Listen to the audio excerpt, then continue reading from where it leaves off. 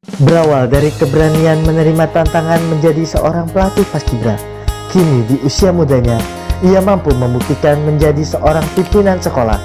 Inilah dia, sosok inspiratif, Andri Setiawan. Assalamualaikum warahmatullahi wabarakatuh. Halo sahabat Naraya, balik lagi di segmen primitif bersama saya Gi Prakoso. Dan hari ini saya bersama rekan saya, pelatih paskibra di Kota Depok. Dan ini dia, Kak Ateo. Nah, namanya itu Andri Setiawan, nama panggilannya Ateo. Dan dia ini pelatih paskibra SMK Negeri 1 Depok ya. Jadi ada SMK N1 Depok. Nah, ini pelatihnya. Gimana kabarnya Teo? Alhamdulillah sehat Kak. Sehat banget ya. Banget, Apalagi sekarang udah beristri, jadi pasti lebih sehat ya. Alhamdulillah. Alhamdulillah kalau Ateo sehat. Dan hari ini gue lagi main di sekolahnya tempat Ateo ngajar atau tempat Ateo kerja. Ini apa namanya sekolah? SD Kebun Main. SD Kebun Main. Ingat ya, SD Kebun Main, nama SD sekolah alam ya? Iya, sekolah alam. Nah, sekolah alam bro. Jadi kalau misalkan teman-teman belum tahu sekolah alam, coba main ke sini nih, lihat suasananya beda, alam itu berbeda. Nah, hari ini gue tembak lu buat podcast, buat ngobrol-ngobrol. Ya, thank you banget buat waktunya. Pengen banget nanya kegiatan apa aja sih yang lo lakuin pada saat pandemi ini? Biasa memindahkan pekerjaan dari sekolah ke rumah, ngajar dari rumah akhirnya online, terus laporan-laporan, koordinasi sana, koordinasi sini juga ya online dari rumah gitu sih. Dan ngubah pola banget ya, ngubah pola kerja sih akhirnya. Pola kerja diubah banget. Biasanya segala sesuatu kita bisa ketemu langsung, ini semua harus kita ceknya ya via online. Ceknya online, lagi online itu benar ngubah pola banget. Iya. Terus jam kerja juga ya malah kadang suka lupa waktu. Alhamdulillah sih di rumah tuh akhirnya bikin spot khusus, bener-bener spot buat kerja. Dibuat spot khusus biar fokus di situ. Sebelum kerja pun melakukan rutinitas khusus kayak sebelum pandemi aja, mandi dulu, ganti baju yang rapi, yang bersih, biar terus baru suasana kerja. jadi depan punya laptop, tempat kerja sendiri akhirnya sekarang ya gitu. Dan buat teman-teman yang belum tahu ya, Kak Teo ini bukan cuma ngajar, tapi alhamdulillah ya dia dikasih berkah kedudukan yang luar biasa lah, amanah yang luar biasa. Ini capsek coy ya. Jadi di usianya dia yang terbilang masih muda loh ya. Insya Allah muda ya. Pokoknya di usia mudanya dia udah jadi kepala sekolah. Jadi kalau buat teman-teman yang berpikir kepala sekolah itu orang-orang yang udah tua gitu, enggak juga ya. Sekarang orang-orang muda kayak kita tuh sekarang ini contohnya katanya udah bisa punya tanggung jawab yang lumayan besar ya, sangat besar kalau bisa dibilang ya. Lumayan ya. Nah, terus perbedaannya antara pada saat sebelum pandemi sama sesudah pandemi ada nggak yang berbeda selain lu WFH tadi ya? Komunikasi ke orang lagi-lagi ya kayak. Untuk tipe gue yang suka main ngobrol komunikasi langsung sama orang, terus akhirnya sekarang diubah via WFH itulah ya, online dan online ya, memakai aplikasi perklasi lah ya buat itu ngobrol. Ya lumayan juga ya, jadi kayak kita nggak tahu tuh orang mukanya gimana, kita nggak tahu perkembangannya gimana. Gitu sih. Itu. Tapi kalau menurut lo dari pandemi ini ada nggak dampak positifnya buat kehidupan lo sendiri? Dampak positif yang pertama lebih dekat sama keluarga akhirnya. Oh itu jelas ya. Jadi karena dari awal nikah tuh istri juga ngajar kan. Kadang kita udah sibuk masing-masing, pulang sore atau malah gue bisa pulang maghrib. Udahlah, waktunya cuma sebentar. Kalau sekarang akhirnya waktu lebih lama, sering makan bareng gitu kan. Kalau kan makan siangnya di tempat ngajar masing-masing. Cuma nanya aja udah makan. Iya gitu. Bagaimana? Karena makan bareng, terus berangkat kerja pun lebih santai. Karena kalau dulu kan kita ada spare waktu perjalanan ya. Betul. Kan jarak dari rumah ke sini kan. Kalau sekarang kan nggak ada perjalanan, jadi mau misalnya masuk jam 8, ya lo dari rumah jam 8 juga ya udah oke gitu kan, nggak ada cara telat gitu. Iya. Itu sih positifnya. Terus tambah lagi tipe gue yang mudah kedistrak dengan hal luar, bekerja dari rumah tuh membuat banyak pekerjaan terselesaikan akhirnya. Oh gitu. Jadi lo tipe orang yang memang harus maksudnya bisa fokus, akan lebih fokus apabila lu kerja lebih sendiri gitu ya. Iya, jadi kalau gini, main-main aja. Kita ngobrol nih kita. Iya. Itu main. Itu diskusi, ngobrol, sosialisasi. Tapi kerja, ya udah sendiri kerja gitu. Depan laptop apa itu kerja. Itu lebih selesai. Banyak banget pekerjaan yang terselesaikan pas WFH. Oh gitu. Cuma gua sendiri dan mungkin kita semua yakin ya, apapun yang diberikan sama Tuhan itu pasti ada positifnya. Walaupun memang buat kita ini negatif gitu kan. Banyak yang kerjanya terbengkalai, ada yang dipecat, ada yang ya banyak lah ya gitu. Dan ini motivasi juga buat teman-teman ya kan, yang kayak kita nih pelatih paskibra gitu ya, kita emang harus punya background lain ya, atau punya pekerjaan lain yang memang ya lu nggak mati pada saat pandemi kayak gini. Kalau kita ngomongin kegiatan lapangan atau kegiatan ekskul, sekolah aja nggak boleh ya kan, sekolah aja dibatasin, apalagi kegiatan lapangan. Kenapa Kak Ateu ini milih, atau lu tuh milih paskibra tuh kenapa gitu? Ini yang kalau gue ceritain ke adik-adik gue, semua mereka kaget. Oh, Karel nyari gitu ya dulunya. Karena gue tuh nggak niat masuk paskib, gue tuh niatnya masuk OSIS. Masuk OSIS. Jadi tujuan gue tuh mau eksis di OSIS. Zaman kita memang idaman banget tuh OSIS tuh ya. Kayaknya kalau udah OSIS tuh kayak wah gitu kan. Kan zaman anak SMA tuh butuh pengakuan ya nggak sih? Butuh dilihat, butuh panggung. Dan gue ngerasa OSIS itu adalah panggung yang cocok buat gue waktu itu. Tapi gue ngeliat nih, masuk OSIS kan ada seleksinya ya. Gue lihat nih ada seleksi OSIS. Oh, seleksi OSIS nih, gue lihat anak-anak OSIS siapa aja senior-seniornya. Terus ada demo paskib, gue lihat anak-anak paskib nih. Oh, kok banyak ya anak OSIS yang ikut paskib? Oke, kalau gitu berarti biar gue bisa lolos OSIS, gue harus ikut eskul yang banyak diikutin anak OSIS. Dan eskul itu adalah eskul paskib. Nah, kira kenal tuh gue. Kan biasanya emang kalau di sekolah gue sih emang nggak banyak cowok yang ikut paskib ya. Iya. Kayak angkatan gue aja cuma ada 4 apa cowoknya. Jadi kan cowok 4, jadi kelihatan lah gitu ya, mudah terlihat lah dibandingkan yang lain. Jadi apa ya, peluang untuk dilihat tuh lebih tinggi kan kalau cowok gitu. Nah, udah dikenal ya sama senior gitu. Sampai akhirnya seleksi OSIS, alhamdulillah lolos. Yang meloloskan itu ya dari senior paskib. Karena lo paskib jadinya lo bisa lolos ya. Iya, tapi tentunya pasti ngelihat dari lo nya juga sih ya. Cuman kan kalau kita belum ikut kegiatan, ya ibaratnya batu loncatan ya. Iya. Jadi kalau kita belum ikut kegiatan A yang bisa menunjang untuk jadi B, ya udah lu juga nggak mungkin terlihat. Kan kita butuh dilihat dulu. Betul, kita butuh dilihat dulu, baru akhirnya kita diakui bahwa oh iya ini oke, oh ini bisa. Iya. Karena walaupun kita sama-sama hebat, sama-sama bagus, tapi kalau yang satu lebih nonjol, lebih kelihatan, yang satu lebih mendem, pasti yang dipilih yang lebih kelihatan. Betul. Gue setuju banget tuh. Nah, terus lo kan tadinya pilihnya OSIS nih, terus bukan paskibnya dong tujuan utama. Tapi kenapa lo bisa bertahan sampai sejauh ini, bahkan lo bisa jadi pelatih tuh gimana? Ceritanya.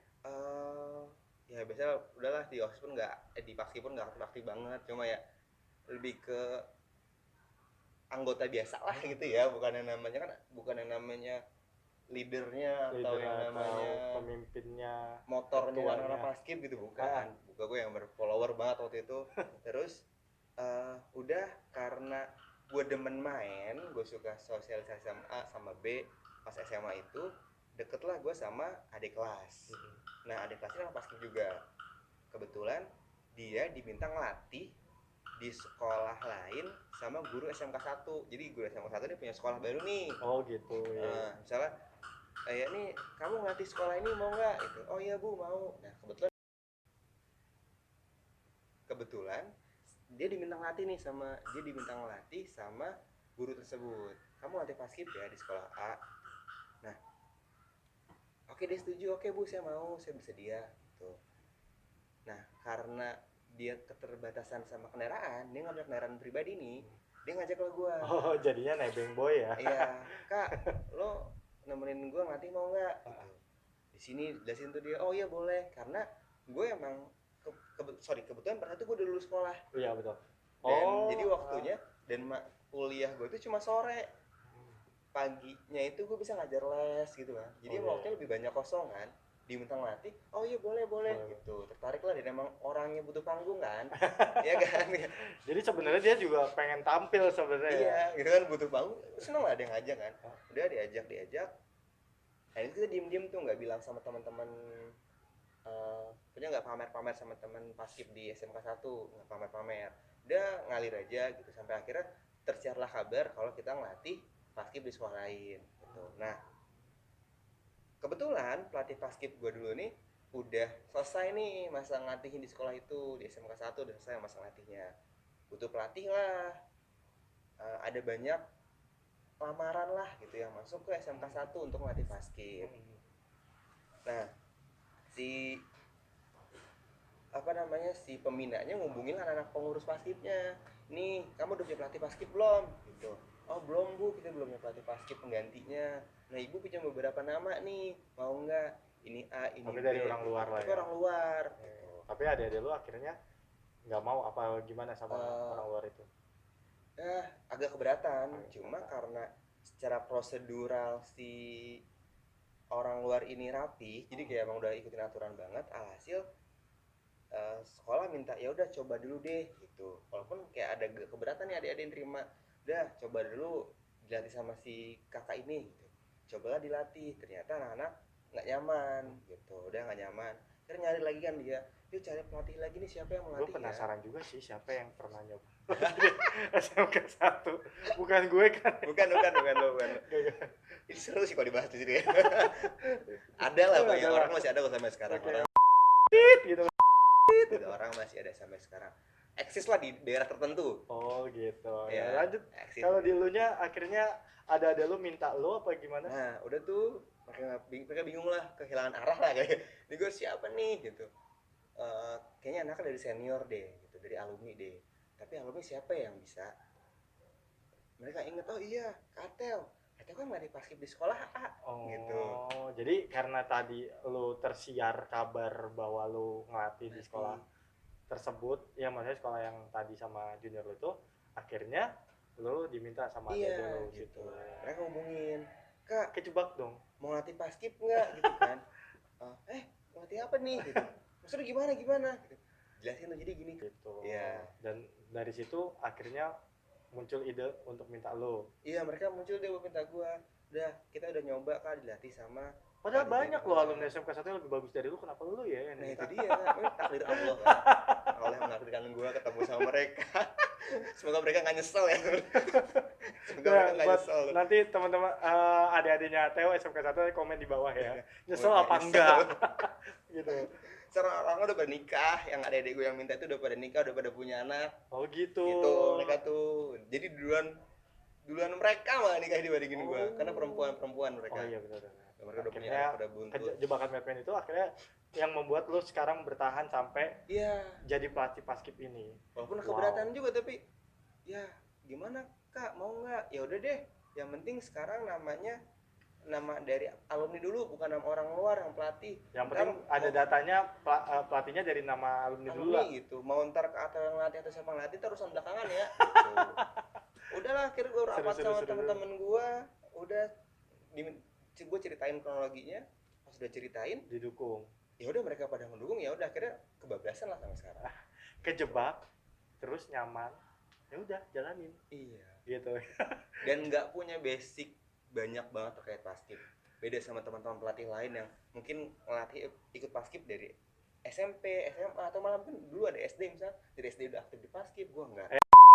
Banyak juga pelatih paskib sekarang yang basicnya bukan dari paskib, bahkan ada dari ekskul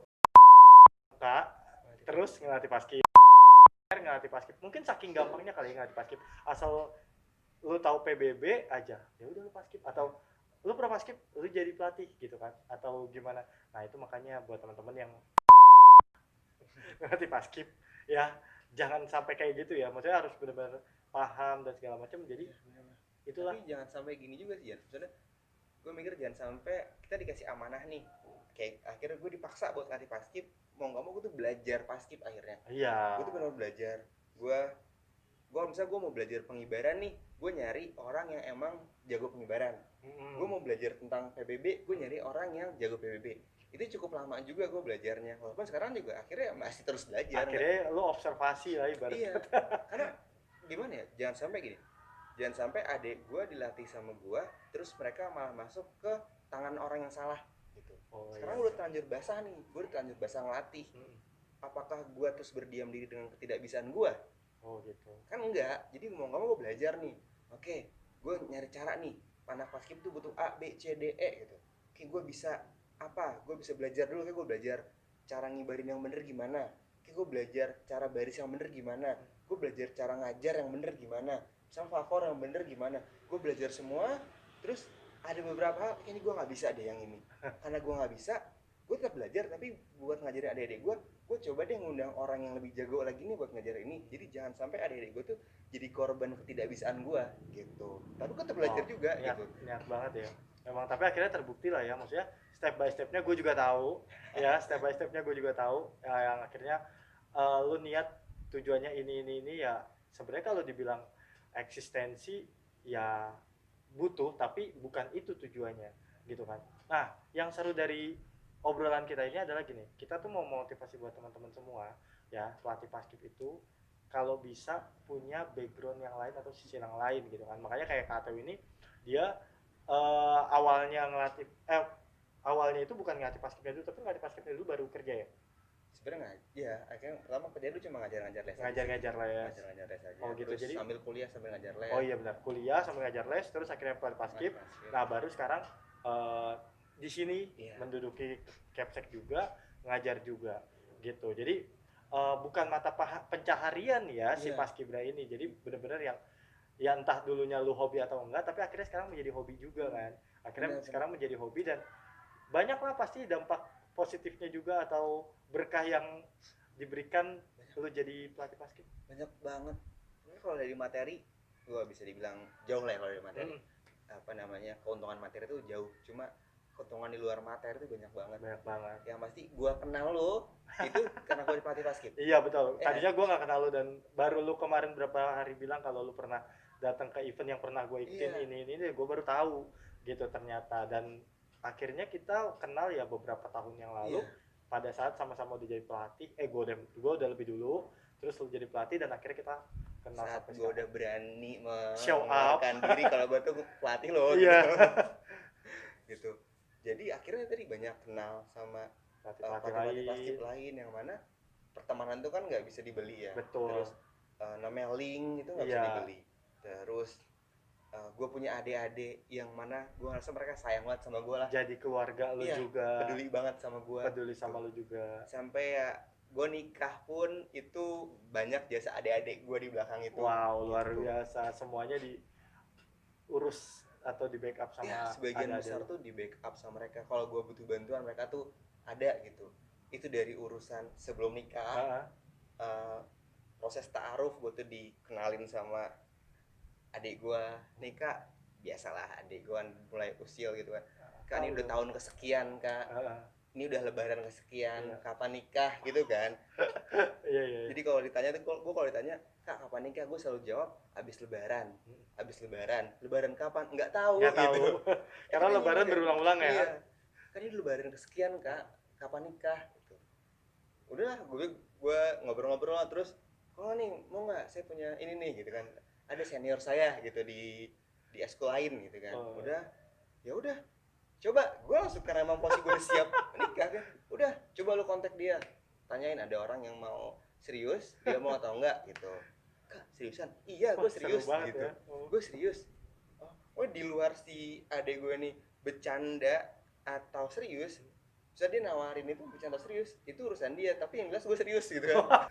Nah tuh akhirnya proses nikah, terus akhirnya lamaran, nikah, nyiapin undangan, dan masih banyak lagi. Itu apa ya, mungkin kalau gue nggak latih paskib nggak akan dapat itu gitu. Bukan sekedar dibayar makan, cuma ada rasa adik gue udah gede ya, dianggap adik gue udah sukses ya gitu. Terus mereka masih inget gue loh gitu. Nah ya itu mereka masih inget gue loh tuh gitu. Semua pelatih pasti setuju banget sama itu ya. Maksudnya kita tuh, apalagi kita memposisikan diri kita sebagai orang tua juga buat mereka, gimana sih rasanya mereka udah lepas, udah dewasa, terus kita akhirnya ya pengen juga gitu kan ditengok, dikunjungin gitu kan. ya walaupun bukan kayak kita memberdayakan lagi nanti kalau lu lulus harus di sini lagi ya gitu enggak, justru malah kita harus melepas mereka menghadapi dunia yang sebenarnya. Ya kan, bener kan, harus kayak gitu. Jadi buat teman-teman semua ya yang masih mengharapkan alumni purnanya harus ini, apalagi sampai lomba-lomba purna begini ya udahlah ya, jauhin pikiran dari situ. Mereka sekolah udah berapa tahun, 12 tahun, masa iya sih masih kita harus kekang juga buat bareng-bareng sama kita gitu kan. Ya udah, ini udah resiko lo, resiko gue misalkan jadi pelatih ya kan, selepas dari itu mereka masih ingat sama kita, itu udah alhamdulillah. Mereka masih mau main ke sekolah ya alhamdulillah, tapi kalau mereka nggak bisa ya udah gitu kan. Iya benar-benar gitu. Apa ya, dan gue tuh tertarik sama omongan tadi tuh, jadi menyiapkan anak tuh buat anak-anak tuh disiapin buat hidup selanjutnya. Iya gitu. Betul. Jadi kayak misalnya nih, gue agak apa ya, kayak sekolah paskib yang tujuannya kayak misalnya lomba menang bawa piala, itu tujuannya menang bawa piala gitu. Itu gue kayaknya kurang nyaman dengan kalau basket tuh kayak gitu. Iya betul. Jadi si lombanya itu kalau gue nanamin ke adik-adik gue, lomba kita tuh bukan buat menang, pengen lah, cuma bukan itu. Kita tuh setiap lomba tuh jadi bahan pembelajaran kita. Di lomba lu tuh banyak banget belajar. Yang mana lu nih, lu mesti mengertiin perasaan teman lo satu sama lain. Itu yang diangkat tuh itunya. Terus perjuangan lo buat lomba, yang diangkat itunya. Menangnya itu baru buat lo gitu. Iya. Karena kalau dulu sih kayak ada beberapa sekolah lah gitu yang memang anak itu kayak di setel buat lomba gitu nggak sih Kak? Ada nggak sih Kak? Banyak banget, banyak banget. Jadi benar-benar hidup itu lomba-lomba tujuannya bukan lomba menjadikan pembelajaran, bukan. Cuma lombanya jadi buat dapat ngumpulin piala, ngumpulin duit gitu. Jadi nyari duit itu lewat lomba. Dan gue pun kalau ngobrol sama lu kan kayak, oh gue awalnya berpikiran, karena gue nggak kenal, gue berpikiran, wah ini kayaknya masukan KG dulu, jangan kehidupan lomba doang kali ya gitu kan. Karena kan di mana-mana menang, lomba A menang, lomba B menang. Alhamdulillah. Terus itu gue pikir, jangan hidup lomba doang kali ya, pasti doang kali ya. Pas gue cerita banyak sama lo, gue mulai dekat sama lo, oh ternyata lomba itu bukan jadi lomba, tapi jadi bahan pembelajaran buat anak-anak gitu kan. Banyak banget kan yang bisa diambil dari lomba itu. Nah, itu yang bikin gue tuh kayak akhirnya dekat sama lo juga Kak. Iya. Oh ini cocok nih gue jadiin guru nih, oh ini cocok nih gue jadiin panutan nih gitu. Karena poin itu di skip nih kayaknya. Karena poin itu gue sepakat, gue setuju. Jadi anak-anak tuh nggak di-setel di robot gitu. Karena gini, gue dulu jujur pertama-tama gue juga agak minder ya. Maksudnya minder agak kalau banyak yang lomba tuh akhirnya wah lomba nih, terus dia keren, pas keren, terus alumni banyak yang datang, wah didukung. Gue dulu mikir juga gitu, wah keren nih kayak gini. Tapi semakin dewasa gue berpikir, loh buat apa gitu. Gue justru sekarang lebih bangga kalau misalkan, karena memang ada guru gue juga ya kan, salah satu sosok pelatih yang mungkin kalian semua kenal juga gitu kan. Pada saat gue bertanya, Kang kok alumni gak ada yang datang gitu, wah alumni kita mah orang sukses semua, ngapain datang lagi gini-gini. Dah dari kata itu, oh iya ya, emang gua harusnya selama 3 tahun ini mendidik mereka, ngejual mereka. Udah cukup capeknya mereka, memang keseharian selama 3 tahun itu bareng-bareng sama kita. Tapi yang kita ajarin itu supaya nanti pada saat lo lepas ya udah lo jadi orang. Gitu. Cukup ingat kalau datang, Kak, aku besok mainnya ada latihan nggak, aku mau main nih ya, datang bawa bingkisan gitu kan misalkan. Ya walaupun tidak berharap seperti itunya sih, tapi ya karena mereka ada rasa sayang, ada rasa ingat gitu kan. Apa aja gitu kan. Bahkan kalau boleh berkata agak nggak enak, udah nggak apa-apa, nggak usah datang kalau ada rezeki buat adik-adik gitu. Bahasa gue kan gitu ya. Oh iya kan, nanti deh aku titip sama si A atau nanti aku kesana. Tapi aku nggak ya kan. Jadi ya itu tadi ya, kalau kita punya basic, apalagi lu basicnya adalah pengajar, terus lu ngelatih, ya gue pun yakin didikan kita bukan cuma didikan untuk baris, tapi juga buat membuat anak-anak itu semakin dewasa, semakin mengerti kalau lu ikut baris itu ya sekedar hobinya aja gitu. Dan seberapa sih gaji pelatih kan gitu kan. Makanya kita memotivasi teman-teman juga, jangan sampai deh kita nyari duitnya itu dari pelatih paskib ya, tapi kita harus punya sisi lain atau punya pekerjaan atau usaha lain. Tapi kalau dapat rezeki dari paskib ya terima aja. Nah iya betul. Jangan peres juga kan. Gitu. Tapi benar, rezeki dari paskib pasti ada yang ngomong juga. Ya kayak gue juga sekarang rezekinya dari Paskib ya bukan dulu pada saat gua ngelatih Paskib, justru sekarang gua lagi nggak ngelatih, justru ada rezeki lain tapi yang basicnya dari juri gitu kan. Alhamdulillah itu kepercayaan yang memang hasil perjuangan dulu gitu dulu ya kan. Kayak gitu teman-teman ya. Ini seru banget nih ngobrol sama lu soal kayak gini, karena emang obrolan ini sebenarnya bukan kita buat mengembangkan diri kita sendiri, tapi buat memotivasi teman-teman juga, karena banyak pelatih Paskib di luar sana yang sisi lainnya itu hebat-hebat gitu. Jadi kalau buat para sekolah, kalau gue bilangnya gitu ya, yang memandang pelatih Paskib itu cuma ya udah lu pelatih doang ya kan, oh nggak, salah banget karena kita semua banyak banget talentnya gitu. Ini juga nih Kak, yang kayak jangan sampai kita kan ngelatih sekarang orang tua anak-anak tuh lebih aware ya sama kegiatan anaknya. Betul. Ya nggak sih, lebih aktif. Jadi kayak jangan sampai ngelatih Paskib terus hasil ibaan dari orang tua gitu loh. Maksudnya kan kita juga jangan, orang tua tuh harus yakin anaknya dilatih sama orang yang tepat. Iya. Jadi oh siapa yang latih? Oh dia backgroundnya apa? Orang tua kan suka nanya gitu kan. Oh dia juga ini, dia misalnya kerja di A, dia kerja di B, oh berarti dia bukan ngelatih aja ya gitu. Oh dia berarti punya usaha ini, oh dia punya usaha itu. Orang tuh jadi yang oh berarti yakin nih sama ininya, sama pelatihnya, karena pelatihnya bisa dijadikan teladan gitu. Kadang itu juga sih yang dipikirkan ya, yang jadi kepikiran kita. Wah ini gue bawa, jangan sampai apa ya, orang tua tuh mikir negatif sama pelatih Paskib akhirnya gitu. Karena emang si pelatih Paskibnya nggak punya banyak hal gitu loh, jadi nggak punya banyak latar belakang, jadi orang tuh curiga. Tapi kalau yang namanya oh dia mahasiswa bu gitu, misalnya pelatihnya mahasiswa, oh berarti mahasiswa nih, mahasiswa apa, mahasiswa apa misalnya nih, mahasiswa manajemen, oh berarti dia jelas nih prospek ke depan mau apa gitu. Oh dia ngajar bu, oh dia kerja A, oh dia kerja B, oh jelas ke depannya mau apa gitu. Jadi apa ya, itu tuh yang hal gitu tuh yang perlu kita pikirkan juga. Jadi jangan cuma mikirin ke anaknya doang, jangan cuma mikirin apa ya, lu sekedar latih doang, tapi di balik itu ada yang perlu dipikirkan juga. Jangan sampai tadi akhirnya diremehkan. Iya sebenarnya betul. Jangan sampai kita membuat diri kita diremehkan oleh orang lain gitu. Jadi sebenarnya yang membuat kita diremehkan tuh bukan karena perlakuan orang lain, cuma karena kita sendiri yang mungkin kurang aware sama kita. Akhirnya kita, aku ngomong jatuh deh, kayak kita layak diremehkan gitu loh. Iya betul. Jadi layak diremehkan. Ya intinya kita bercermin dulu. Iya. Ya kan, jangan kita membanggakan apa sih, kalaupun kita jago terus bisa bikin tim itu menang lomba, bukan itu sih sebenarnya ya. Tapi itu adalah bonus. Ya kan, bonus dari ilmu yang lo milikin misalkan di PBB-nya. Tapi paling tidak, kalau ini banyak banget cerita dari teman-teman yang dititipin sama orang tuanya kan anaknya, tolong ya nitip begini itu kan orang tua percaya ya.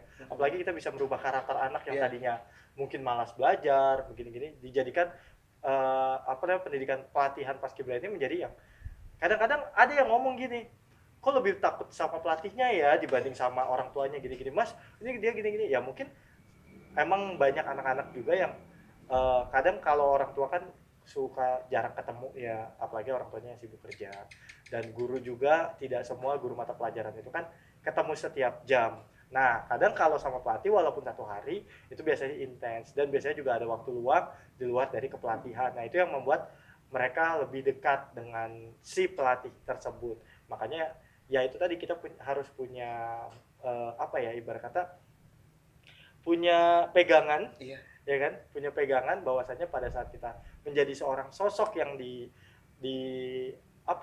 diamanahkan, kita udah siap semuanya, bukan cuman jangan sampai malah kita mengajarkan ke teman-teman semua ini kan positif, ini kan masa iya sih mamanya nggak bolehin gini begitu. Tuh jangan sampai banget ya. Nah akhir trik and tips dong teh buat teman-teman semua. Lo punya trik and tips apa buat teman-teman semua supaya bisa menjadi pelatih yang lebih ibarat kata memotivasi lah supaya tepat gitu. Gue nggak tahu ini tips and trick atau bukan, cuma gue memegang prinsip ini. Prinsip tentang hukum kekebalan energi. Energi itu tidak dapat dihilangkan dan tidak dapat diciptakan gitu. Jadi kalau lo ngeluarin 10, lo tuh bakal dapat 10 juga. Kalau lo ngeluarin 12, lo bakal dapat 12 juga. Kalau lo ngeluarin 10 tapi lo dapetnya cuma 5 ini tuh bakal lo dapetin cuma nanti. Oh gitu. Disimpan Oke. nanti. Tapi nanti lu bakal dapat 10 juga. Atau lu ngeluarin 2, tapi lu dapat 10. Nah, 8-nya ini lu ngutang, lu bakal bayar nanti juga. Jadi Iya saat iya lu iya. dapat 10, saat lu keluar 10, lu cuma dapat 2 karena 8-nya dibayarkan bayar utang. Nah, maksudnya adalah saat lo bisa berkarya, lo bisa bekerja, lo bisa melakukan suatu hal semaksimal mungkin, lakukan semaksimal mungkin.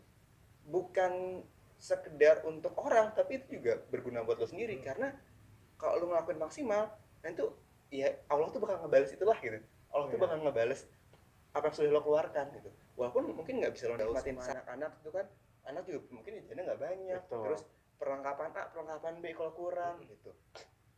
Terus eh capek juga fisik itu kan keluar banyak, tapi honor nggak seberapa misal gitu, penghasilan nggak seberapa, ya udah nggak apa-apa gitu. Ini nih kalau lo pedo, kalau lo ikhlas, suatu hari nanti ini bakal dibalas sama Allah, coba lo nggak tahu kapan dibalasnya. Iya benar benar. Nah, gue ngerasa Allah pelan-pelan udah mulai ngebales nih gitu. Bukti dengan apa yang kita lakukan dulu tadi, yang gue sempat singgung di awal tadi, kayak akhirnya punya adik-adik yang bisa bantuin gue A, bantuin gue B gitu.